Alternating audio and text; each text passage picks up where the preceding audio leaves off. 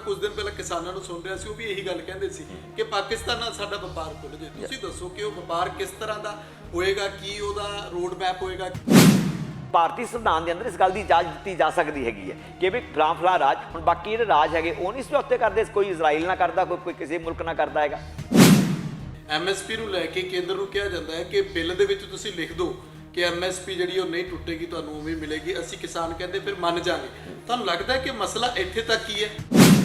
ਮੈਂ ਕਹਿੰਦਾ RGV ਕੀ ਪੱਕੇ ਤੌਰ ਤੇ ਵੀ ਦੇ ਦੇਣ ਤਾਂ ਵੀ ਕਿਸਾਨੀ ਦਾ ਮਸਲਾ ਹੱਲ ਹੋਣ ਵਾਲਾ ਨਹੀਂ ਹੈਗਾ।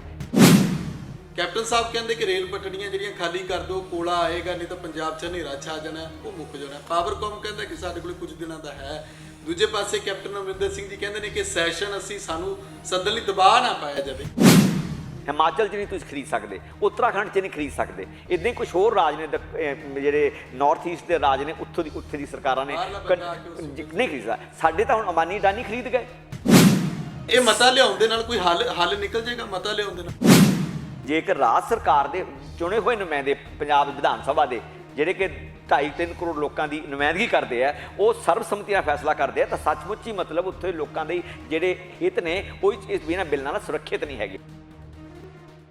ਸਤਿ ਸ਼੍ਰੀ ਅਕਾਲ, ਤੁਸੀਂ ਲੋਕਰੰਜ ਚੈਨਲ ਪੰਜਾਬੀ ਦੇਖ ਰਹੇ ਹੋ। ਮੈਂ ਤੁਹਾਡੇ ਨਾਲ ਸੁਖਵਿੰਦਰ ਸਿੰਘ। ਪੰਜਾਬ ਦੇ ਵਿੱਚ ਇਸ ਵੇਲੇ ਕੀ ਕੁਝ ਬੀਤ ਰਿਹਾ, ਉਸ ਸਭ ਦੇ ਉੱਤੇ ਖੇਤੀ ਕਾਨੂੰਨ ਦਾ ਮੁੱਦਾ ਜਿਹੜਾ ਉਹ ਸਭ ਤੋਂ ਵੱਡਾ ਮੁੱਦਾ ਬਣਿਆ ਹੋਇਆ ਹੈ। ਕੇਂਦਰ ਸਰਕਾਰ ਵੱਲੋਂ ਕਿਸਾਨਾਂ ਨੂੰ ਇੱਕ ਵਾਰ ਫਿਰ ਤੋਂ ਸੱਦਾ ਭੇਜਿਆ ਗਿਆ ਕਿ ਆ ਕੇ ਸਾਡੇ ਨਾਲ ਗੱਲਬਾਤ ਕਰੋ, ਪਰ ਉਹ ਸੱਦਾ ਕਿਸ ਨੇ ਭੇਜਿਆ, ਉਸ ਸੱਦੇ ਦੇ ਮਾਇਨੇ ਕੀ ਨੇ? ਕੀ ਕਿਸਾਨਾਂ ਦਾ ਜਾ ਕੇ ਕੋਈ ਹੱਲ ਨਿਕਲੇਗਾ ਜਾਂ ਫਿਰ ਭਰੋਸਾ ਦੇ ਕੇ ਭੇਜਿਆ ਜਾਏਗਾ? ਜਦੋਂ ਅਸੀਂ ਪੰਜਾਬ ਦੀ ਗੱਲ ਕਰਦੇ ਹਾਂ ਤਾਂ ਪੰਜਾਬ ਦੇ ਵਿੱਚ ਕਿਸਾਨਾਂ ਨੂੰ ਲਗਾਤਾਰ ਜਿਹੜਾ ਕਿਹਾ ਜਾ ਰਿਹਾ ਹੈ ਕਿ ਰੇਲ ਪਟੜੀਆਂ ਤੇ ਨਾ ਬੈਠੋ। ਕੈਪਟਨ ਸਾਹਿਬ ਇਹ ਗੱਲ ਕਹਿੰਦੇ ਨੇ, ਵਿਧਾਨ ਸਭਾ 'ਚ ਮਤਾ ਪਾਸ ਨਹੀਂ ਕੀਤਾ ਜਾ ਰਿਹਾ। ਕੈਪਟਨ ਸਾਹਿਬ ਕਹਿੰਦੇ ਨੇ ਕਿ ਸਾਨੂੰ ਮਜਬੂਰ ਨਾ ਕਰੋ, ਸਰਕਾਰ ਆਪਣੇ ਤੌਰ ਤੇ ਜਿਹੜਾ ਉਹ ਫੈਸਲੇ ਲਵੇਗੀ, ਭਾਵੇਂ ਉਹ ਕਿਸਾਨਾਂ ਦੇ ਹਿੱਤ ਵਿੱਚ ਹੋਣਗੇ, ਪਰ ਸਰਕਾਰ ਨੂੰ ਮਜਬੂਰ ਨਾ ਕੀਤਾ ਜਾਵੇ ਸੈਸ਼ਨ ਸੱਦਣ ਦੇ ਲਈ। ਇਹ ਬੜੀ ਵੱਡੀ ਗੱਲ ਹੈ। ਤੇ ਦੂਜੇ ਪਾਸੇ ਜਦੋਂ ਅਸੀਂ ਖੇਤੀ ਕਾਨੂੰਨਾਂ ਨੂੰ ਦੇਖਦੇ ਹਾਂ ਤਾਂ ਵੱਡੇ ਵੱਡੇ ਭਰੋਸੇ ਮਿਲਦੇ ਨੇ। ਇਸ ਸਭ ਦੇ ਵਿਚਾਲੇ ਗੱਲ ਹੁੰਦੀ ਹੈ ਕਿ ਪੰਜਾਬ ਦਾ ਜਾਂ ਭਾਰਤ ਦਾ ਪਾਕਿਸਤਾਨ ਦੇ ਨਾਲ ਵਪਾਰ ਖੁੱਲ੍ਹ ਜਾਏ। ਜੇ ਵਪਾਰ ਖੁੱਲ੍ਹਦਾ ਹੈ ਉਹਦੇ ਨਾਲ ਕੀ ਫਾਇਦਾ ਹੁੰਦਾ ਹੈ, ਕੀ ਉਹਦੇ ਵਿੱਚ ਅੱਗੇ ਗੱਲਾਂ ਸਾਹਮਣੇ ਆਉਂਦੀਆਂ ਨੇ, ਸਭ ਦੇ ਉੱਤੇ ਅਸੀਂ ਗੱਲਬਾਤ ਕਰਾਂਗੇ। ਮੇਰੇ ਨਾਲ ਸਾਬਕਾ member parliament doctor Dharamvir Gandhi ਮੌਜੂਦ ਨੇ। ਅਸੀਂ ਉਹਨਾਂ ਦੇ ਕੋਲ ਪਹੁੰਚੇ ਹਾਂ। ਡਾਕਟਰ ਸਾਹਿਬ, ਤੁਹਾਡਾ ਸਵਾਗਤ ਹੈ ਲੋਕਰੰਜ। ਬਹੁਤ ਧੰਨਵਾਦ ਜੀ, ਬਹੁਤ ਧੰਨਵਾਦ। ਡਾਕਟਰ ਸਾਹਿਬ, ਜਿਵੇਂ ਕਿ ਮੈਂ ਦੱਸਿਆ ਕਿ ਖੇਤੀ ਕਾਨੂੰਨ ਨੂੰ ਲੈ ਕੇ ਪਹਿਲਾਂ ਤਾਂ ਆਪਾਂ ਨਵੀਂ ਗੱਲ ਤੇ ਆਈਏ ਕਿ ਕੇਂਦਰ ਨੇ ਸੱਦਾ ਭੇਜਤਾ 29 ਜਥੇਬੰਦੀਆਂ ਨੂੰ ਕਿ ਆ ਕੇ ਸਾਡੇ ਨਾਲ ਗੱਲਬਾਤ ਕਰੋ। ਇਸ ਸੱਦੇ ਨੂੰ ਕਿੱਦਾਂ ਦੇਖਦੇ ਹੋ ਕਿ ਇਹ ਸੱਦਾ ਜਿਹੜਾ ਕੋਈ ਮਾਇਨੇ ਰੱਖਦਾ ਕਿ ਨਹੀਂ ਰੱਖਦਾ? ਦੇਖੋ, ਇਸ ਗੱਲ 'ਚ ਕੋਈ ਸ਼ੱਕ ਨਹੀਂ ਹੈ ਕਿ ਕੇਂਦਰ ਦੇ ਉੱਤੇ ਦਬਾਅ ਬਣਿਆ ਹੈਗਾ, ਜੋ ਪੰਜਾਬ 'ਚ ਇੱਕ ਲਾਮਿਸਾਲ ਲਾਮਬੰਦੀ ਹੋਈ ਹੈ ਕਿਸਾਨਾਂ ਦੀ, ਨੌਜਵਾਨਾਂ ਦੀ, ਅਤੇ ਤਕਰੀਬਨ ਸਮਾਜ ਦੇ ਹਰ ਵਰਗ ਦੀ, ਆੜ੍ਹਤੀਏ ਵਰਗ ਤੋਂ ਲੈ ਕੇ ਮਜ਼ਦੂਰ ਵਰਗ ਦੀ, ਔਰ ਬੁੱਧੀਜੀਵੀਆਂ ਦੀ, ਔਰ ਯੂਥ ਦੀ, ਨੌਜਵਾਨਾਂ ਦੀ ਖਾਸ ਤੌਰ 'ਤੇ। ਉਸ ਤੋਂ ਕੇਂਦਰ ਸਰਕਾਰ ਨੂੰ ਇੱਕ ਇੱਕ ਚੁਣੌਤੀ ਤਾਂ ਮਿਲੀ ਹੈਗੀ ਹੈ, ਅਤੇ ਪਰ ਜੋ ਰਿਸਪੌਂਸ ਹੈ ਕੇਂਦਰ ਦਾ ਅਜੇ ਵੀ ਉਹ ਗੈਰ ਜ਼ਿੰਮੇਦਾਰਾਨਾ ਹੈਗਾ, ਕੋਈ ਹੱਲ ਕੱਢਣ ਵਾਲਾ ਨਹੀਂ ਹੈ, ਜਾਂ ਸਾਡੀ ਆਸ ਮੁਤਾਬਕ ਹੱਲ ਕੱਢਣ ਵਾਲਾ ਨਹੀਂ ਹੈਗਾ। ਕਿਉਂਕਿ ਜੋ ਸੱਦਾ ਆਇਆ ਪਹਿਲਾਂ ਵੀ ਆਇਆ ਸੀਗਾ, ਜਿਹੜਾ ਕਿਸਾਨ ਜਥੇਬੰਦੀਆਂ ਨੇ ਰੱਦ ਕੀਤਾ ਹੈਗਾ, ਅਤੇ ਜਿਹੜਾ ਹੁਣ ਵੀ ਸੱਦਾ ਆਇਆ ਹੈਗਾ ਉਹ ਵੀ ਕਿਸਾਨ ਜਥੇਬੰਦੀਆਂ ਨੂੰ ਮੇਰਾ ਖਿਆਲ ਰੱਦ ਹੀ ਕਰਨਾ ਪੈਣਾ। ਕਿਉਂਕਿ ਇਹ ਦੋਵੇਂ ਸੱਦੇ ਜਿਹੜਾ ਸੈਕਟਰੀ ਐਗਰੀਕਲਚਰ ਜਾਂ ਸਕੱਤਰ ਹੈ, ਜੋ ਕੇਂਦਰੀ ਸਕੱਤਰ ਹੈਗਾ, ਉਹਦੇ ਵੱਲੋਂ ਹੈ, ਜਿਹੜਾ ਕਿ ਐਡਮਿਨਿਸਟ੍ਰੇਟਰ ਹੈ, ਜਿਹੜਾ ਕਿ ਇੱਕ ਬਿਊਰੋਕਰੈਟ ਹੈਗਾ ਹੈ, ਜਿਹੜੇ ਅਸਲੀ ਜੋ ਸੱਦਾ ਹੈਗਾ ਉਹ, ਕਿਉਂਕਿ ਬਿੱਲ ਪਾਰਲੀਮੈਂਟ 'ਚ ਪਾਸ ਹੋਏ ਹੈਗੇ ਹੈ, ਪਾਰਲੀਮੈਂਟ ਦੀ ਕਾਰਵਾਈ ਦਾ ਹਿੱਸਾ ਹੈਗੇ ਹੈ, ਅਤੇ ਸਰਕਾਰ ਨੇ ਪਾਸ ਕੀਤੇ ਹੈ। ਸੋ ਜੋ ਸੰਜੀਦਾ ਗੱਲਬਾਤ ਕਰਨੀ ਹੈ ਇਹਨਾਂ ਬਿੱਲਾਂ ਤੋਂ ਵਾਪਸ ਕਰਵਾਉਣ ਲਈ, ਤਾਂ ਉਹ ਐਡਮਿਨਿਸਟ੍ਰੇਟਿਵ ਲੈਵਲ 'ਤੇ ਨਹੀਂ, ਉਹ ਪੋਲੀਟੀਕਲ ਲੈਵਲ 'ਤੇ ਹੋਣੀ ਚਾਹੀਦੀ। ਪੋਲੀਟੀਕਲ ਸੱਦਾ ਆਉਣਾ ਚਾਹੀਦਾ, ਅਤੇ ਪੋਲੀਟੀਕਲ ਸੱਦਾ ਜਾਂ ਤਾਂ ਘੱਟੋ ਘੱਟ ਕੇਂਦਰੀ ਜੋ ਮੰਤਰੀ ਨੇ ਜੋ ਖੇਤੀਬਾੜੀ ਦੇ ਉਹ ਦੇਣ, ਅਤੇ ਜਾਂ ਪ੍ਰਧਾਨ ਮੰਤਰੀ ਦੇਣ, ਤਾਂ ਇਹ ਸੱਦਾ ਮਤਲਬ ਇਹਨੂੰ ਸੰਜੀਦਾ ਸੱਦਾ ਜਾਂ ਗੰਭੀਰ ਸੱਦਾ ਮੰਨਿਆ ਜਾਊਗਾ। ਨਹੀਂ ਤਾਂ ਮੈਨੂੰ ਲੱਗਦਾ ਉਹ ਟਾਈਮ ਪਾਸ ਕਰ ਰਹੇ ਨੇ, ਸਿਰਫ ਸ਼ੰਕੇ ਨਿਰਮੂਲ ਕਰਨ ਦੇ ਨਾਂ ਹੇਠ ਉਹ ਇਹਨਾਂ ਕਾਨੂੰਨਾਂ ਦੀ ਪਹਿਲਾਂ ਜਸਟੀਫਾਈ ਕਰਨਗੇ,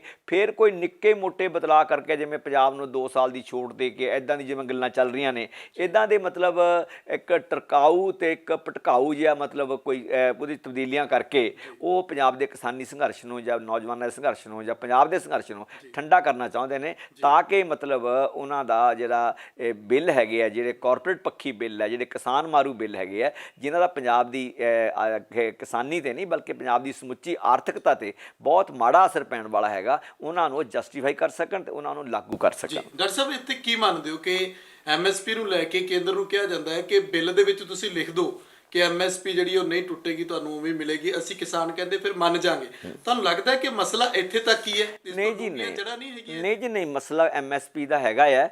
ਇੱਕ ਮਤਲਬ ਨਵੇਂ ਕਾਨੂੰਨਾਂ ਨਾਲ ਹੀ ਨੇ ਇੱਕ ਵਾਰ ਫੇਰ ਵੇਗ ਫੜਿਆ ਹੈਗਾ ਹੈ। ਉਸ ਤੋਂ ਪਹਿਲਾਂ ਵੀ ਮਤਲਬ ਕਿਸਾਨ ਸੰਘਰਸ਼ ਚੱਲਦੇ ਰਹੇ ਨੇ, ਪੰਜਾਬ ਦੇ ਸੰਘਰਸ਼ ਚੱਲਦੇ ਰਹੇ ਨੇ। ਮਸਲਾ ਐਮਐਸਪੀ ਦਾ ਇਕੱਲਾ ਨਹੀਂ ਹੈਗਾ ਹੈ। ਜੇਕਰ ਐਮਐਸਪੀ ਲਾਗੂ ਵੀ ਹੋ ਜਾਵੇ, ਪੁਰਾਣੀ ਐਮਐਸਪੀ ਨੂੰ ਯਕੀਨ ਦਹਾਨੀ ਮਿਲ ਜਾਵੇ, ਮੈਂ ਕਹਿੰਦਾ ਆਰਜੀਵੀ ਕੀ ਪੱਕੇ ਤੌਰ ਤੇ ਵੀ ਦੇ ਦੇਣ, ਤਾਂ ਵੀ ਕਿਸਾਨੀ ਦਾ ਮਸਲਾ ਹੱਲ ਹੋਣ ਵਾਲਾ ਨਹੀਂ ਹੈਗਾ। ਕਿਉਂਕਿ ਉਹਦੇ ਨਾਲ ਕੀ ਹੋਊਗਾ ਕਿ ਜਿਹੜੀ 2 ਮਹੀਨੇ ਪਹਿਲਾਂ ਵਾਲੀ ਹਾਲਤ ਸੀ ਉਹ ਬਹਾਲ ਹੋ ਜਾਊਗੀ, ਪਰ ਜਿਹੜੀ ਪਹਿਲਾਂ ਹਾਲਤ ਸੀਗੀ ਉਹ ਕਿੱਥੋਂ ਚੰਗੀ ਸੀਗੀ। ਉਸ ਹਾਲਤ ਵਿੱਚ ਇਹ ਕਿਸਾਨੀ ਕਰਜ਼ਾਈ ਹੋਈ ਹੈ, ਉਸ ਹਾਲਤ ਵਿੱਚ ਇਹ ਕਿਸਾਨੀ ਖੁਦਕਸ਼ੀਆਂ ਦੀ ਰਾਹ ਪਈ ਹੈ, ਉਸ ਹਾਲਤ 'ਚ ਇਹ ਕਿਸਾਨੀ ਮੰਦਹਾਲੀ ਹੋਈ ਹੈ, ਉਸ ਹਾਲਤ 'ਚ ਕਿਸਾਨੀ ਦੇ ਬੱਚੇ ਪੰਜਾਬ ਤੋਂ ਆਸ ਸਾਰੀ ਛੱਡ ਕੇ ਬਾਹਰ ਨੂੰ ਭੱਜੇ ਹੈਗੇ ਆ। ਉਹ ਕਿਸਾਨ ਉਸ ਮੰਦਹਾਲੀ 'ਚ ਲੋਕੀ ਨਸ਼ਿਆਂ ਦੇ ਰਾਹ ਪਏ ਹੈਗੇ ਆ। ਸੋ ਉਹਦਾ ਇੱਕ ਫੌਰੀ ਮੁੱਦਾ ਹੈਗਾ ਹੈ ਜਿਹੜਾ ਕਿ ਬਿਲਕੁਲ ਗਲਤ ਆ, ਦੂਰ ਹੋਣਾ ਚਾਹੀਦਾ, ਖਤਮ ਹੋਣਾ ਚਾਹੀਦਾ, ਕਾਨੂੰਨ ਖਤਮ ਹੋਣਾ ਚਾਹੀਦਾ। ਇਹਦੇ ਤਿੰਨੇ ਮੱਦਾਂ ਖਤਮ ਹੋਣੀਆਂ ਚਾਹੀਦੀਆਂ, ਜਿਹੜੀਆਂ ਕਾਰਪੋਰੇਟ ਸੈਕਟਰ ਨੂੰ ਮਤਲਬ ਜਿਹੜੀ ਹੈ ਕੰਟਰੈਕਟ ਫਾਰਮਿੰਗ ਦੀ ਵੀ, ਔਰ ਉਹਨਾਂ ਨੂੰ ਜਿਹੜਾ ਭੰਡਾਰਨ ਦੀ ਉਹਨਾਂ ਨੂੰ ਖੁੱਲ੍ਹ ਦੇ ਦਿੱਤੀ ਹੈਗੀ ਹੈ, ਬਲੈਕ ਮਾਰਕੀਟ ਵਾਸਤੇ ਰਾਹ ਪੱਧਰਾ ਕਰ ਦਿੱਤਾ। ਔਰ ਤੀਜਾ ਜਿਹੜਾ ਐਮਐਸਪੀ ਬਾਰੇ ਜਿਹੜੀ ਯਕੀਨ ਸੀ ਪੱਕਾ, ਉਹਨੂੰ ਧੁੰਦਲਾ ਕਰ ਦਿੱਤਾ ਹੈਗਾ। ਇੱਕ ਜਵਾਨੀ ਕਲਾਮੀ ਕਾਇਮ ਰੱਖਾਂਗੇ, ਇਹ ਕੋਈ ਮਤਲਬ ਵਿਸ਼ਵਾਸ ਨਹੀਂ ਹੈ, ਕੋਈ ਯਕੀਨ ਨਹੀਂ ਹੈਗਾ। ਸੋ ਮੇਰਾ ਕਹਿਣ ਦਾ ਮਤਲਬ ਹੈ ਕਿ ਇਸ ਮਸਲੇ ਦੀਆਂ ਕਿਸਾਨੀ ਸੰਕਟ ਦੀਆਂ, ਪੰਜਾਬ ਸੰਕਟ ਦੀਆਂ ਜੜ੍ਹਾਂ ਬਹੁਤ ਡੂੰਘੀਆਂ ਨੇ। ਬਦਕਿਸਮਤੀ ਸਾਡੀ ਇਹ ਹੈਗੀ ਹੈ ਕਿ 70 ਸਾਲ ਤੋਂ, ਇੱਕ ਜਾਂ ਦੂਜੀ ਪਾਰਟੀ ਦੀ ਗੱਲ ਨਹੀਂ ਮੈਂ ਕਰ ਰਿਹਾ, ਨਾ ਇਹ ਕੇਂਦਰ ਦੀ ਨਾ ਇਹ ਪੰਜਾਬ ਦੀ, 70 ਸਾਲ ਤੋਂ ਕੇਂਦਰ ਏਜੰਡਾ ਤੈਅ ਕਰਦਾ, ਕੇਂਦਰ ਮੁੱਦੇ ਤੈਅ ਕਰਦਾ, ਅਤੇ ਅਸੀਂ ਉਹਨੂੰ ਰਿਐਕਟ ਕਰਦੇ ਹਾਂ, ਅਸੀਂ ਉਹਦਾ ਪ੍ਰਤਿਰੋਧ ਕਰਦੇ ਹਾਂ, ਵਿਰੋਧ ਕਰਦੇ ਹੈਗੇ ਹਾਂ। ਚਾਹੀਦਾ ਇਹ ਹੈਗਾ ਕਿ ਪੰਜਾਬ ਕਵੇ ਕਿ ਸਾਡੇ ਪਾਣੀ ਜਿਹੜੇ ਲੁੱਟੇ ਗਏ ਨੇ ਉਹਦੇ ਸਾਡੀ ਮਾਲਕੀ ਦਾ ਹੱਕ ਬਹਾਲ ਕਰੋ, ਸਾਨੂੰ ਮਤਲਬ ਤੁਸੀਂ ਇਹਨਾਂ ਦਾ ਮੁਆਵਜ਼ਾ ਦਿਓ। ਪੰਜਾਬ ਕਵੇ ਕਿ ਸਾਡੇ ਜਿਹੜੇ ਪਣ ਬਿਜਲੀ ਪ੍ਰੋਜੈਕਟ ਹੈਗੇ ਆ, ਭਾਖੜਾ ਨੰਗਲ ਬਿਆਸ, ਜਿਹੜਾ ਸੈਂਟਰ ਨੇ BMB ਬਣਾ ਕੇ ਕਬਜ਼ਾ ਕਰ ਲਿਆ, ਭਾਖੜਾ ਬਿਆਸ ਮੈਨੇਜਮੈਂਟ ਬੋਰਡ, ਕਿ ਸਾਡਾ ਉਹਨਾਂ ਪਾਣੀਆਂ ਦੇ ਵੀ ਹੱਕ ਹੈ ਅਤੇ ਉੱਥੋਂ ਬਣਨ ਵਾਲੀ ਬਿਜਲੀ 'ਤੇ ਵੀ ਹੱਕ ਹੈ, ਜਿਹੜੀ ਹੁਣ ਸਿੱਧੀ ਰਾਜਸਥਾਨ ਅਤੇ ਦਿੱਲੀ ਨੂੰ ਜਾ ਰਹੀ ਹੈ ਵੱਡੀਆਂ ਲਾਈਨਾਂ ਪਾ ਕੇ। ਵੀ ਸਾਡਾ ਉਹ ਜਿਹੜਾ ਸਾਡਾ ਹੱਕ ਆ ਉਹ ਬਹਾਲ ਕਰੋ ਅਤੇ ਸਾਡਾ ਕੰਟਰੋਲ ਦਿਓ, ਭਾਖੜਾ ਨੰਗਲ ਬਿਆਸ ਮੈਨੇਜਮੈਂਟ ਬੋਰਡ ਦਾ ਕੰਟਰੋਲ ਪੰਜਾਬ ਕੋਲ ਦੇਵੇ। ਬਣਦਾ ਹੈ ਕਿ ਪੰਜਾਬ ਕੋਲ ਸਾਡੀ ਰਾਜਧਾਨੀ ਫੌਰੀ ਤੌਰ 'ਤੇ ਪੰਜਾਬ ਨੂੰ ਦਿਓ, ਕਿ ਪੰਜਾਬ ਨੇ ਪਿੰਡ ਉਜਾੜ ਕੇ ਰਾਜਧਾਨੀ ਬਣੀ ਸੀ। ਬਣਦਾ ਸੀ ਕਿ ਪੰਜਾਬ ਦੇ ਪੰਜਾਬੀ ਬੋਲਦੇ ਇਲਾਕੇ ਕਾਂਗੜੇ ਤੋਂ ਲੈ ਕੇ ਕਰਨਾਲ ਤੱਕ ਇਹ ਪੰਜਾਬ ਦੇ ਹਵਾਲੇ ਕੀਤੇ ਜਾਣ। ਬਣਦਾ ਹੈ ਕਿ ਪੰਜਾਬ ਜਿਹੜੀ ਕਰ ਪ੍ਰਣਾਲੀ ਹੈ, ਜਿਹੜੀ ਕਿ ਕੇਂਦਰ ਹੂੰਝ ਕੇ ਲੈ ਗਿਆ ਹੈਗਾ, ਸਾਰਾ ਕੁਝ ਹੂੰਝ ਕੇ ਲੈ ਗਿਆ ਹੈਗਾ, ਉਹ ਸਾਨੂੰ ਵਾਪਸ ਕੀਤੀ ਜਾਵੇ। ਹੁਣ ਇਸ ਵੇਲੇ ਪੰਜਾਬ ਕੋਲ 2 ਟੈਕਸ ਹੈਗੇ, ਜਾਂ ਸ਼ਰਾਬ ਦਾ ਜਾਂ ਡੀਜ਼ਲ ਦਾ। ਕਿੰਨੇ ਕੁ ਟੈਕਸ ਲਾ ਲੈਣਗੇ ਪੰਜਾਬ ਸ਼ਰਾਬ ਡੀਜ਼ਲ 'ਤੇ? ਕਿੰਨੀ ਕੁ ਆਮਦਨ ਹੋ ਜਾਊਗੀ?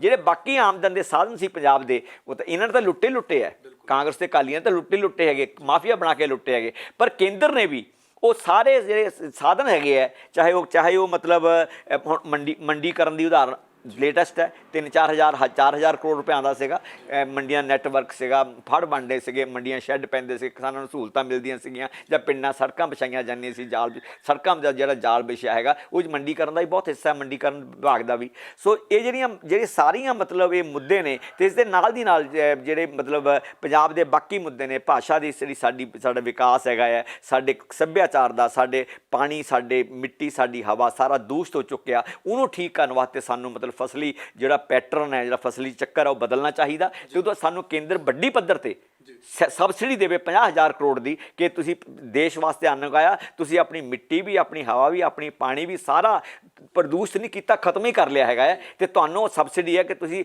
ਅਤੇ 5 ਸਾਲ ਜਿਹੜੀਆਂ ਦੂਜੀਆਂ ਬਦਲਵੀਆਂ ਫਸਲਾਂ ਹੈਗੀਆਂ, ਚਾਹੇ ਦਾਲਾਂ ਹੈਗੀਆਂ, ਚਾਹੇ ਉਹ ਸਬਜ਼ੀਆਂ, ਚਾਹੇ ਫਲ ਹੈਗੇ, ਚਾਹੇ ਫੁੱਲ ਹੈਗੇ, ਜੋ ਵੀ ਹੈ ਉਹ ਕਰੋ। ਜੇ ਤੁਸੀਂ ਝੋਨੇ ਥੱਲੇ ਰਹਿ ਗਏ, ਤੁਹਾਨੂੰ ਅਸੀਂ ਭਰਪਾਈ ਕਰਾਂਗੇ।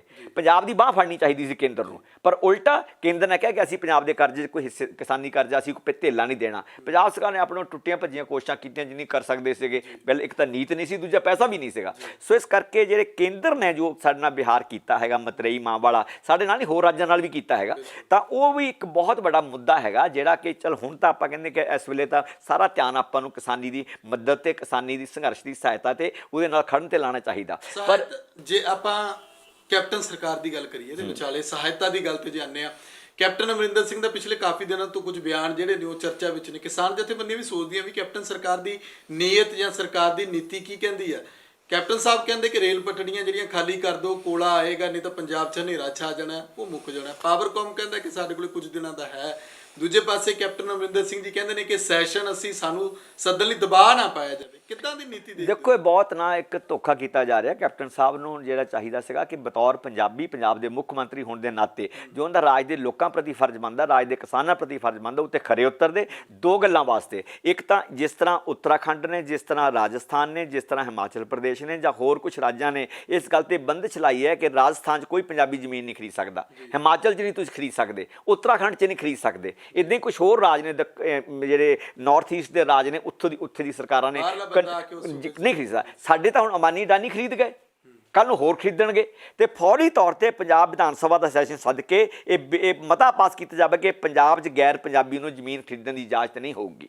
ਤੇ ਦੂਜਾ ਇਹਨਾਂ ਤਿੰਨਾਂ ਆਰਡੀਨੈਂਸਾਂ ਨੂੰ ਫੌਰੀ ਤੌਰ ਤੇ ਰੱਦ ਕਰਕੇ ਪੰਜਾਬ ਵਿਧਾਨ ਸਰਬਸੰਮਤੀ ਨਾਲ, ਔਰ ਮੇਰਾ ਖਿਆਲ ਸਰਬਸੰਮਤੀ ਕੋਈ ਮੁਸ਼ਕਲ ਨਹੀਂ ਬਣਾਉਣੀ, ਇਹ ਰੱਦ ਕਰਕੇ ਕੇਂਦਰ ਦੇ ਪਾਲੇ ਸੁੱਟਣੇ ਚਾਹੀਦੇ ਹੈਗੇ ਕਿ ਸਾਨੂੰ ਪੰਜਾਬੀਆਂ ਨੂੰ ਬਤੌਰ ਪੰਜਾਬੀ ਜਾਂ ਪੰਜਾਬੀ ਜਿਹੜਾ ਪੰਜਾਬ ਰਾਜ ਹੈਗਾ, ਸਾਨੂੰ ਤੁਹਾਡੇ ਕਾਨੂੰਨ ਮਨਜ਼ੂਰ ਨਹੀਂ ਹੈਗਾ। ਜਿੰਨਾ ਬਾਕੀ ਸੂਬਿਆਂ ਨੂੰ ਹੁਲਾਰਾ ਮਿਲੂਗਾ, ਜਿੱਥੇ ਇੱਥੇ ਵੀ ਮਤਲਬ ਖੇਤਰੀ ਪਾਰਟੀਆਂ ਹੈਗੀਆਂ ਜਾਂ ਖੇਤਰੀ ਹਿੱਤ ਸੈਂਟਰ ਨਾਲ ਟਕਰਾਉਂਦੇ ਹੈਗੇ ਆ, ਸਭ ਨੂੰ ਬਲ ਮਿਲੂਗਾ, ਇੱਕ ਸ਼ਕਤੀ ਮਿਲੂਗੀ ਜੇ। ਔਰ ਪੰਜਾਬ ਨੂੰ ਲੀਡ ਕਰਨਾ ਚਾਹੀਦਾ। ਪਹਿਲਾਂ ਵੀ ਕੁਝ ਮੁੱਦੇ ਇਹੋ ਜਿਹੇ ਹੋਏ ਨੇ ਜਿਹਦੇ ਵਿੱਚ ਪੰਜਾਬ ਸਰਕਾਰ ਨੇ ਜਿਹੜਾ ਉਹ ਆਪਣੇ ਵੱਲੋਂ ਪਹਿਲ ਕੀਤੀ ਹੈ ਕਿ ਅਸੀਂ ਇਸ ਮੁੱਦੇ ਤੇ ਬਹੁਤ ਛੇਤੀ ਫੈਸਲਾ ਲੈ ਰਹੇ ਹਾਂ। ਪੂਰੇ ਦੇਸ਼ 'ਚੋਂ ਪੰਜਾਬ ਇਹੋ ਜਿਹਾ ਸੂਬਾ ਜਿੱਥੇ ਕੈਪਟਨ ਦੀ ਸਰਕਾਰ ਜਾਂ ਕਾਂਗਰਸ ਦੀ ਸਰਕਾਰ ਨੇ ਪਹਿਲਾਂ ਸਰਕਾਰ ਦੇ ਖਿਲਾਫ ਮਤੇ ਲਿਆਤੇ। ਨਹੀਂ, ਆਪਾਂ ਇਹ ਮਤਾ ਲਿਆਉਣ ਦੇ ਨਾਲ ਕੋਈ ਹੱਲ ਨਿਕਲ ਜਾਏਗਾ? ਮਤਾ ਲਿਆਉਣ ਦੇ ਨਾਲ ਦੇਖੋ, ਮਤਾ ਲਿਆਉਣ ਨਾਲ ਇੱਕ ਤਾਂ ਜਿਹੜਾ ਮਤਲਬ ਇਹ ਚਰਚਾ ਦਾ ਵਿਸ਼ਾ ਬਣੂ ਦੇਸ਼ ਪੱਧਰ ਤੇ।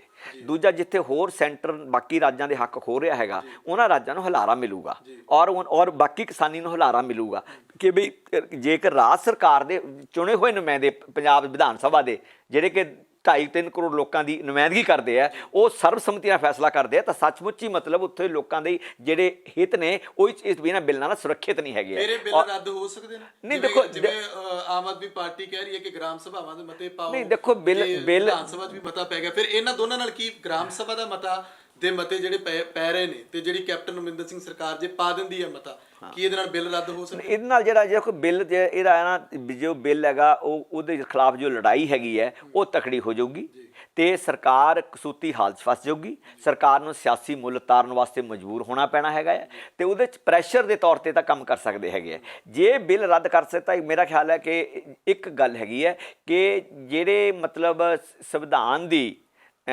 ਜੋ ਰਾਜਾਂ ਦੀ ਸੂਚੀ ਹੈ, ਸੰਵਿਧਾਨ 3 ਸੂਚੀਆਂ, ਕੇਂਦਰ ਦੀ ਸੂਚੀ ਹੈ, ਰਾਜਾਂ ਦੀ ਸੂਚੀ ਹੈ, ਸੰਵਰਤੀ ਸੂਚੀ ਹੈ, ਜਿੱਥੇ ਰਾਜ ਤੇ ਕੇਂਦਰ ਦੋਨੇ ਕਾਨੂੰਨ ਬਣਾ ਸਕਦੇ ਹੈਗੇ। ਜਿਹੜਾ ਐਗਰੀਕਲਚਰ ਹੈਗਾ, ਜਿਹੜੀ ਰਾਜਾਂ ਦੀ ਸੂਚੀ ਹੈ, ਉਹਦੀ ਜਿਹੜੀ 14ਵੀਂ ਮੱਦ ਹੈਗੀ ਹੈ, ਉਹ 'ਚ ਐਗਰੀਕਲਚਰ ਰਾਜਾਂ ਦਾ ਵਿਸ਼ਾ ਹੈਗਾ। ਐਗਰੀਕਲਚਰ ਤੇ ਕਾਨੂੰਨ ਬਣਾਉਣਾ ਰਾਜਾਂ ਦਾ ਵਿਸ਼ਾ ਹੈਗਾ। ਇੱਕ ਤਾਂ ਇਹ ਚੈਲੰਜ ਕਰਨ ਵਾਲਾ ਹੈਗਾ ਹੈ।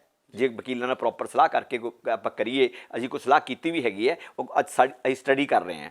ਦੂਜਾ, ਜਿਹੜੀ ਰਾਜਾਂ ਦੀ ਸੂਚੀ ਦੀ ਮੱਦ ਨੰਬਰ 28 ਹੈਗੀ ਹੈ, ਉਹਦੇ 'ਚ ਮਾਰਕੀਟਿੰਗ ਤੇ ਫੇਅਰਸ ਜਿਹੜੇ ਮੇਲੇ ਲੱਗਦੇ ਨੇ, ਇਹ ਰਾਜਾਂ ਦਾ ਵਿਸ਼ਾ ਹੈਗਾ।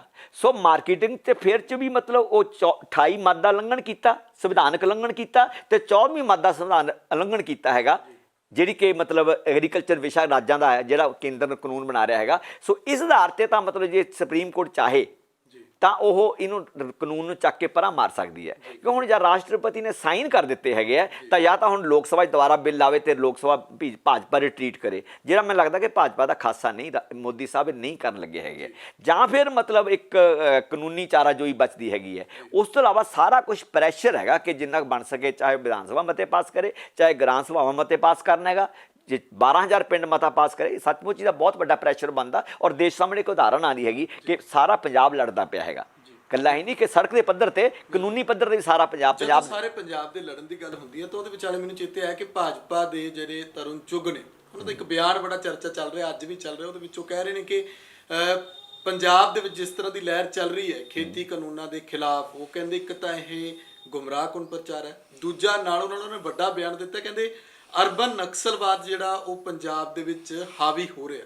ਇਹ ਬਿਲਕੁਲ ਇਹ ਜਿਹੜਾ ਨਾ ਅਰਬਨ ਨਕਸਲਵਾਦ ਜਾਂ ਮਤਲਬ ਅੱਤਵਾਦ, ਇਹ ਸਾਰੇ ਸਰਕਾਰ ਦੇ ਇੱਕ ਹਥਿਆਰ ਨੇ ਕਿ ਜਿਹੜੀਆਂ ਲੋਕ ਲਹਿਰਾਂ ਨੇ ਜਾਂ ਲੋਕਾਂ ਦੀਆਂ ਜਿਹੜੀ ਜਾਇਜ਼ ਮੰਗਾਂ ਵਾਸਤੇ ਆਵਾਜ਼ ਹੈਗੀ ਹੈ, ਉਹਨੂੰ ਕਿਵੇਂ ਕੁਚਲਣਾ ਹੈਗਾ। ਤਾਂ ਇਹਨਾਂ ਨੇ ਅਰਬਨ ਨਕਸਲਵਾਦ ਦੇ ਨਾਂ 'ਤੇ ਬਹੁਤ ਹੀ ਜਿਹੜੇ ਬੁੱਧੀਜੀਵੀ ਜਿਹੜੇ ਦਲਿਤਾਂ ਵਾਸਤੇ ਕੰਮ ਕਰਦੇ ਸੀ, ਜਿਹੜੇ ਆਦੀਵਾਸੀਆਂ ਵਾਸਤੇ ਕੰਮ ਕਰਦੇ ਸੀ, ਔਰਤਾਂ ਹੱਕਾਂ ਵਾਸਤੇ ਕੰਮ ਕਰਦੇ ਸੀਗੇ, ਉਹਨਾਂ ਨੂੰ ਜੇਲ੍ਹਾਂ ਅੰਦਰ ਡੱਕਿਆ ਹੋਇਆ ਹੈਗਾ। ਚਾਹੇ ਉਹ ਸਫੂਰਾ ਜ਼ਰਗਰ ਹੋਵੇ, ਚਾਹੇ ਉਹ ਉਮਰ ਖਾਲਿਦ ਹੋਵੇ, ਚਾਹੇ ਉਹ ਡਾਕਟਰ ਕਫੀਲ ਹੋਵੇ, ਚਾਹੇ ਉਹ ਗੌਤਮ ਨਵਲੱਖਾ ਹੋਣ, ਚਾਹੇ ਉਹ ਮਤਲਬ ਅਸਾਮ ਤੋਂ ਅਖਿਲ ਗਗੋਈ ਹੋਣ। ਮੈਂ ਤੁਹਾਨੂੰ ਦਰਜਨਾਂ ਲਿਸਟ ਬਣਾ ਸਕਦਾ ਜਿਹੜੇ ਬਹੁਤ ਹੀ ਨਫੀਸ ਜਮਹੂਰੀ ਪਸੰਦ, ਇਨਸਾਫ ਪਸੰਦ ਜਿਹੜੇ ਇੰਟੈਲੈਕਚੁਅਲ ਹੈਗੇ ਆ, ਉਹ ਅੱਜ ਜੇਲ੍ਹਾਂ 'ਚ ਬੈਠੇ ਹੈਗੇ ਸਿਰਫ ਇਸ ਕਰਕੇ ਕਿ ਉਹ ਸਰਕਾਰ ਦੀਆਂ ਨੀਤੀਆਂ ਦੀ ਆਲੋਚਨਾ ਕਰਦੇ ਹੈਗੇ ਆ। ਉਹਨਾਂ ਨੂੰ ਅਰਬਨ ਨਕਸਲ ਦਾ ਨਾਂ ਦੇ ਦਿੰਦੇ ਹੈਗੇ ਆ। ਸੋ ਇਸ ਕਰਕੇ ਇਸ ਗੱਲ ਦੀ ਮੈਂ ਇਸ ਗੱਲ ਦੀ ਬਿਲਕੁਲ ਕੋਈ ਨੂੰ ਤਵੱਜੋ ਨਹੀਂ ਕਰਦਾ ਕਿ ਸਰਕਾਰ ਸਾਨੂੰ ਲੜਨ ਵਾਲੇ ਬੰਦਿਆਂ ਨੂੰ ਜਾਂ ਸਰਕਾਰ ਦੇ ਵਿਰੋਧ ਕਰਨ ਵਾਲੇ ਬੰਦਿਆਂ ਨੂੰ, ਕਿ ਸਰਕਾਰ ਦਾ ਤਾਂ ਇਹੀ ਕੰਮ ਹੋ ਗਿਆ ਨਾ ਕਿ ਜਿਹੜਾ ਮੋਦੀ ਵਿਰੋਧੀ ਹੈ, ਜਿਹੜਾ ਭਾਜਪਾ ਵਿਰੋਧੀ ਹੈ, ਉਹ ਦੇਸ਼ ਵਿਰੋਧੀ ਹੈ। ਇਹ ਬਿਲਕੁਲ ਬਕਵਾਸ ਹੈਗਾ, ਬਿਲਕੁਲ ਇੱਕ ਝੂਠਾ ਪ੍ਰਚਾਰ ਹੈਗਾ ਜਿਹੜਾ ਭਾਜਪਾ ਦਾ ਸੋਸ਼ਲ ਮੀਡੀਆ ਹੈਗਾ ਉਹਨੇ ਫੈਲਾਇਆ ਪਿਛਲੇ 6-7 ਸਾਲਾਂ 'ਚ। ਔਰ ਇਹਦੇ 'ਚੋਂ ਬੜੇ ਤੇਜ਼ੀ ਨਾਲ ਲੱਗੇ ਹੋਏ ਹੈਗੇ ਆ। ਪਰ ਜਿਹੜੇ ਲੋਕੀ ਜਾਣਦੇ ਨੇ ਕਿ ਦੇਸ਼ ਵਿਰੋਧੀ ਕੌਣ ਹੈ ਤੇ ਦੇਸ਼ ਭਗਤ ਕੌਣ ਹੈਗਾ, ਇਹ ਲੋਕਾਂ ਨੂੰ ਪਤਾ। ਹੋਰ ਗੱਲ ਹੈ ਕਿ ਭਾਜਪਾ ਦੀ ਜਿਹੜੀ ਇੱਕ ਟੀਮ ਪੂਰੀ ਕਹਿੰਦੇ ਕੇਂਦਰ ਤੋਂ ਬਣਾ ਕੇ ਪੰਜਾਬ 'ਚ ਭੇਜੀ ਜਾ ਰਹੀ ਹੈ। ਅਗਲੇ ਦਿਨਾਂ 'ਚ ਉਹ ਆ ਕੇ ਪੰਜਾਬ 'ਚ ਪ੍ਰਚਾਰ ਕਰਨਗੇ ਕਿ ਜਿਹੜਾ ਇਹ ਬਿੱਲ ਹੈ ਕਾਨੂੰਨ ਕਿਵੇਂ ਖੇਤੀ ਕਾਨੂੰਨ ਕਿਸਾਨਾਂ ਦੇ ਹੱਕ ਵਿੱਚ ਦੇਖੋ ਪ੍ਰਵਾਨ ਕਰਨਗੇ। ਬਿਲਕੁਲ ਨਹੀਂ, ਕਿਤੇ ਹੀ ਨਹੀਂ ਕਰਨਗੇ। ਪੰਜਾਬ ਵਿੱਚ ਭਾਜਪਾ ਦਾ ਕੋਈ ਆਧਾਰ ਨਹੀਂ ਬਣਿਆ ਹੈਗਾ, ਨਾ ਹੀ ਬਣ ਸਕਦਾ ਹੈਗਾ। ਈਵਨ GST ਬਣਾਈ, ਸੋਚੋ ਨਾ, ਜੋ ਮਰਜ਼ੀ ਸੋਚੀ ਜਾਣ। ਮੈਂ ਕਹਿੰਦਾ ਜੋ ਮਰਜ਼ੀ ਸੋਚਦਾ, ਜਿੱਥੇ ਵੀ ਬਣਾ ਸਕਦੇ ਉਹਦਾ ਸਾਰੇ ਹਿੰਦੁਸਤਾਨ 'ਚ ਹੀ ਉਹ ਤਾਂ ਆਪਣੀ ਸਰਕਾਰ ਦੇਖਣਾ ਚਾਹਣਗੇ ਉਹ ਤਾਂ। ਪਰ ਜੋ ਪੰਜਾਬ ਦੀ ਵਿਲੱਖਣਤਾ ਹੈਗੀ ਹੈ, ਜੋ ਪੰਜਾਬ ਦਾ ਇੱਕ ਇਤਿਹਾਸ ਹੈ, ਜੋ ਵਿਰਸਾ ਹੈਗਾ ਹੈ, ਕਿ ਪੰਜਾਬੀਆਂ ਨੇ ਇਸ ਤਰ੍ਹਾਂ ਮਤਲਬ ਈਣ ਨਹੀਂ ਮੰਨੀ ਕਦੇ, ਔਰ ਪੰਜਾਬੀਆਂ ਨੇ ਸਦਾ ਮਤਲਬ ਗਲਤ ਗੱਲ ਦਾ ਵਿਰੋਧ ਕੀਤਾ ਹੈਗਾ। ਬਾਬਾ ਨਾਨਕ ਹੋਰਾਂ ਨੇ ਬਹੁਤ 500-600 ਸਾਲ ਪਹਿਲਾਂ ਇਹ ਕਹਿ ਦਿੱਤਾ ਸੀ, ਰਾਜੇਸ਼ੀ ਮੁਕੱਦਮ ਕੁੱਤੇ ਜਾਏ ਜਗਾਵਣ ਬੈਠੇ ਸੁੱਤੇ, ਪਾਪ ਦੀ ਜਨ ਲੈ ਕਾਬਲੋਂ ਧਾਇਆ, ਜੋਰੀ ਮੰਗੇ ਦਾਨ ਬੇਲਾ ਲੋ। ਉਦੋਂ ਮਤਲਬ ਬਾਬਰ ਨੂੰ ਚੈਲੰਜ ਕੀਤਾ ਸੀਗਾ, ਉਦੋਂ ਰਾਜਿਆਂ ਨੂੰ ਸ਼ੀਂਹ ਤੇ ਮੁਕੱਦਮਾਂ ਨੂੰ ਕੁੱਤੇ ਕਿਹਾ ਸੀਗਾ। ਤਾਂ ਅੱਜ ਦਾ ਪੰਜਾਬ ਜਿਹੜਾ, ਅੱਜ ਦੀ ਪੰਜਾਬ ਦੀ ਨੌਜਵਾਨੀ ਹੈ ਜਾਂ ਪੰਜਾਬ ਦੀ ਕਿਸਾਨੀ ਹੈ ਜਾਂ ਪੰਜਾਬ ਦੇ ਲੋਕ ਹੈਗੇ ਆ, ਉਸੇ ਵਿਰਸੇ ਦੇ ਮਾਲਕ ਹੈਗੇ ਆ। ਸ਼ਹੀਦ ਭਗਤ ਸਿੰਘ, ਭਗਤ ਸਰਾਭਿਆਂ ਦੇ ਮਾਲਕ ਵਾਰਸ ਹੈਗੇ ਆ, ਗਦਰੀ ਬਾਬਿਆਂ ਦੇ ਵਾਰਸ ਹੈ, ਕੂਕਾ ਲਹਿਰ ਦੇ ਵਾਰਸ ਹੈਗੇ ਆ।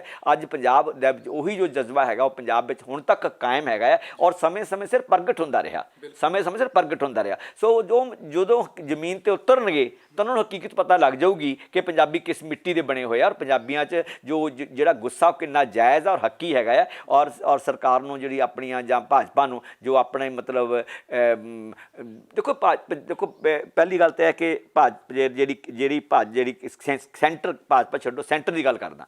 ਸੈਂਟਰ ਨੇ ਕੀ ਕੀਤਾ ਕਿ ਜੇ ਮੁਲਕ ਦੀਆਂ ਅਲੱਗ-ਅਲੱਗ ਵਿਲੱਖਣਤਾਵਾਂ ਹੈਗੀਆਂ, ਧਾਰਮਿਕ ਵਿਲੱਖਣਤਾਵਾਂ, ਇਲਾਕਾਈ ਵਿਲੱਖਣਤਾਵਾਂ, ਭਾਸ਼ਾਈ ਵਿਲੱਖਣਤਾਵਾਂ, ਸੱਭਿਆਚਾਰਕ ਵਿਲੱਖਣਤਾਵਾਂ, ਕੌਮੀ ਵਿਲੱਖਣਤਾਵਾਂ ਜਾਂ ਨਸਲੀ ਵਿਲੱਖਣਤਾਵਾਂ, ਸਭ ਨੂੰ ਮੇਸ ਕੇ ਇੱਕੋ ਹੀ ਮਤਲਬ ਰੰਗ 'ਚ ਰੰਗਣ ਦੀ ਕੋਸ਼ਿਸ਼ ਕੀਤੀ ਜਾ ਰਹੀ ਹੈ, ਇਕਾਤਮਕ ਭਾਰਤ ਬਣਾਉਣ ਦੀ ਕੋਸ਼ਿਸ਼ ਕੀਤੀ ਜਾ ਰਹੀ ਹੈ। ਔਰ ਸਿੱਖ ਇੱਕ ਵਿਲੱਖਣ ਧਰਮ ਹੈਗਾ, ਇੱਕ ਅਲੱਗ ਧਰਮ ਹੈਗਾ। ਔਰ ਉਹ ਕਹਿੰਦੇ ਕਿ ਅਸੀਂ, ਸਾਡਾ ਬਾਬੇ ਨਾਨਕ ਤੋਂ ਬਾਅਦ ਜਿਹੜੇ ਜਾਂ ਗੁਰੂ ਗੋਬਿੰਦ ਸਿੰਘ ਜੀ ਤੋਂ ਖਾਲਸਾ ਪੰਥ ਸਿਰਜਣ ਤੋਂ ਬਾਅਦ ਸਾਡੀਆਂ ਰਹੁ ਰੀਤਾਂ, ਸਾਡੇ ਰਿਵਾਜ, ਸਾਡਾ ਕਾਰ ਵਿਹਾਰ ਸਾਡਾ ਥੋੜ੍ਹਾ ਵੱਖਰਾ ਹੈਗਾ। ਅਤੇ ਇਹਨਾਂ ਨੇ ਕੀ ਕੀਤਾ ਕਿ ਇਹਨਾਂ ਨੇ ਧਾਰਾ 25B ਤਹਿਤ ਕਲੌਜ਼ 2 ਧਾਰਾ 25 ਕਲੌਜ਼ 2 ਐਕਸਪਲੇਨੇਸ਼ਨ 3 ਉਹਦੇ ਮੁਤਾਬਕ ਸਿੱਖਾਂ ਨੂੰ, ਜੈਨੀਆਂ ਨੂੰ, ਬੌਧੀਆਂ ਨੂੰ ਸਭ ਨੂੰ ਹਿੰਦੂ ਮੈਰਿਜ ਐਕਟ ਦੇ ਥੱਲੇ ਨਰੜ ਦਿੱਤਾ ਹੈਗਾ। ਹੁਣ ਜਿਹੜੇ ਆਨੰਦ ਮੈਰਿਜ ਐਕਟ ਵੀ ਹੈਗਾ, ਉਹ ਇਹ ਨਹੀਂ ਕਿ ਉਹ ਆਜ਼ਾਦਾਨਾ ਇੱਕ ਡੈਡੀਕੇਟਡ ਸਮਰਪਿਤ ਉਹ ਸਿੱਖ ਮੈਰਿਜ ਬਿੱਲ ਹੈਗਾ।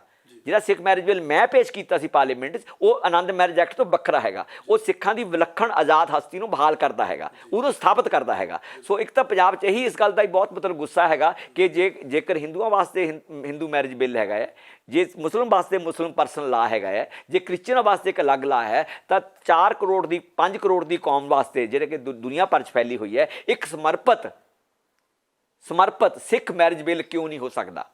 ਕਿਉਂ ਨਹੀਂ ਹੋ ਸਕਦਾ?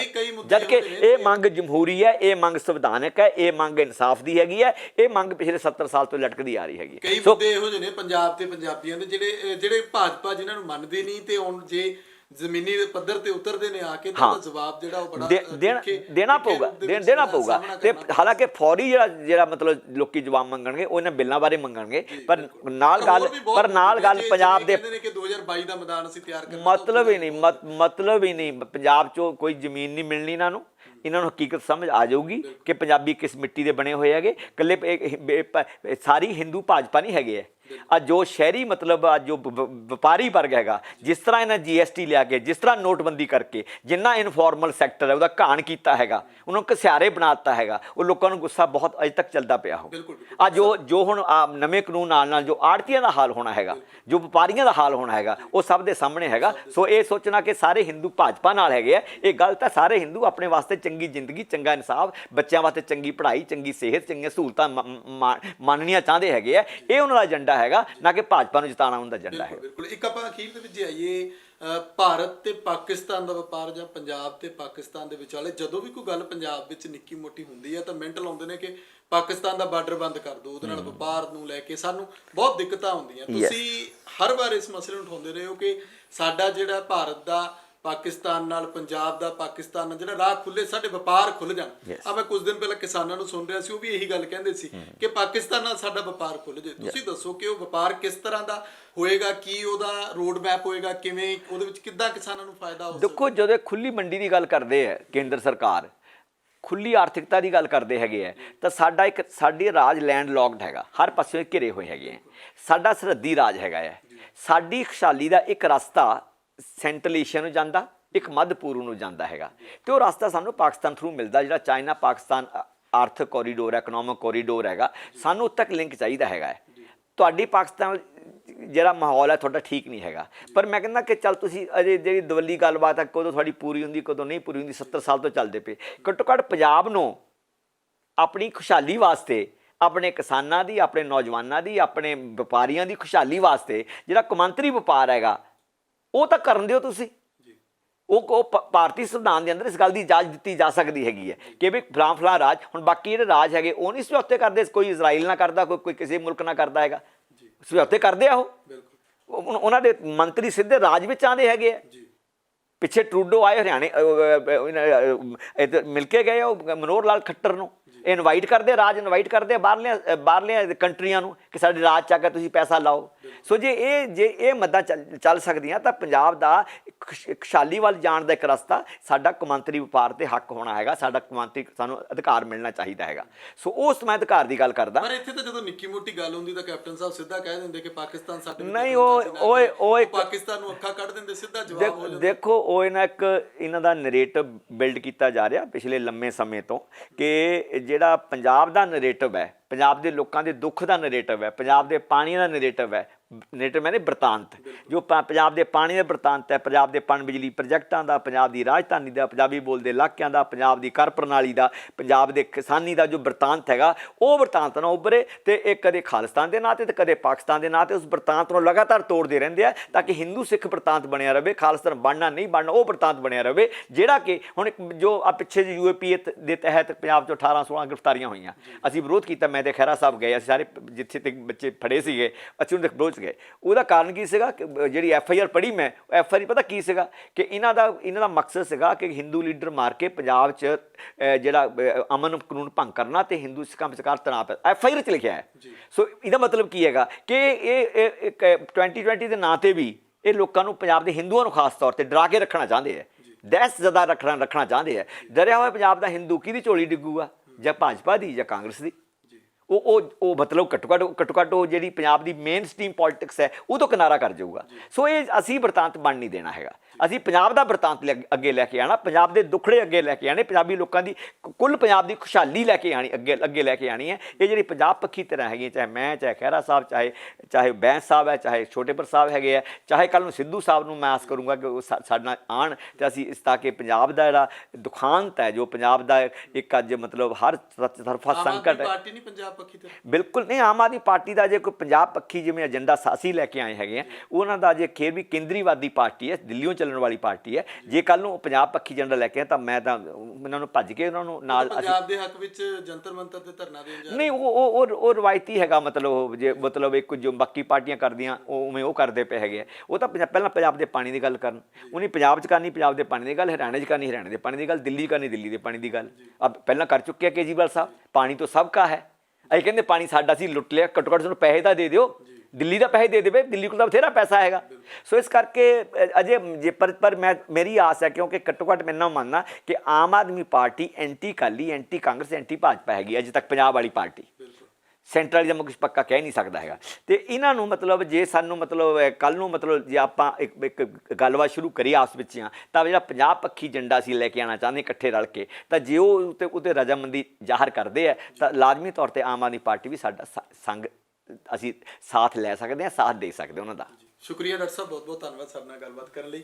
ਸੋ ਸਾਡੇ ਨਾਲ ਮੌਜੂਦ ਸਨ ਸਾਬਕਾ member parliament doctor Dharamvir Gandhi, ਜਿਨ੍ਹਾਂ ਨੇ ਬੜੇ ਵਿਸਥਾਰ ਦੇ ਨਾਲ ਦੱਸਿਆ ਕਿ ਜੇਕਰ ਭਾਰਤ ਦਾ ਪਾਕਿਸਤਾਨ ਨਾਲ ਵਪਾਰ ਖੁੱਲ੍ਹਦਾ ਹੈ ਤਾਂ ਉਸ ਦੇ ਨਾਲ ਕਿਸਾਨਾਂ ਨੂੰ ਕਿਸ ਤਰ੍ਹਾਂ ਦਾ ਫਾਇਦਾ ਹੁੰਦਾ ਹੈ, ਪੰਜਾਬ ਦੀ ਸਿਆਸਤ ਦੇ ਵਿੱਚ ਕੀ ਕੁਝ ਹੋ ਰਿਹਾ, ਭਾਜਪਾ ਜਿਹੜੀ ਉਹ ਤਰਲੋ ਮੱਛੀ ਹੋ ਰਹੀ ਹੈ ਪੰਜਾਬ ਦੇ ਵਿੱਚ 2022 ਦਾ ਮੈਦਾਨ ਤਿਆਰ ਕਰ ਰਹੀ ਹੈ, ਪਰ ਲੋਕ ਜਿਹੜਾ ਉਹ ਭਾਜਪਾ ਨੂੰ ਕਿਸ ਤਰ੍ਹਾਂ ਦਾ ਜਵਾਬ ਦੇਣਗੇ ਉਹ ਵੀ ਡਾਕਟਰ ਸਾਹਿਬ ਨੇ ਬੜਾ ਬਾਖੂਬੀ ਦੱਸਿਆ ਕਿ ਕਿਸ ਤਰ੍ਹਾਂ ਭਾਜਪਾ ਨੂੰ ਖੇਤੀ ਕਾਨੂੰਨਾਂ ਨੂੰ ਵਾਪਸ ਲੈਣਾ ਹੀ ਪਵੇਗਾ। ਜੇ ਭਾਜਪਾ ਵਾਪਸ ਨਹੀਂ ਲੈਂਦੀ ਤਾਂ ਪੰਜਾਬ ਦੇ ਵਿੱਚ ਜਾਂ ਦੇਸ਼ ਭਰ ਦੇ ਵਿੱਚ ਇਹਨਾਂ ਦਾ ਹਸ਼ਰ ਕਿਸ ਤਰ੍ਹਾਂ ਦਾ ਹੋਣਾ ਉਹ ਤੁਹਾਡੇ ਸਾਹਮਣੇ ਹੋਵੇਗਾ। ਸੋ ਮੈਨੂੰ ਸੁਖਵਿੰਦਰ ਸਿੰਘ ਨੂੰ ਇਜਾਜ਼ਤ ਦਿਓ।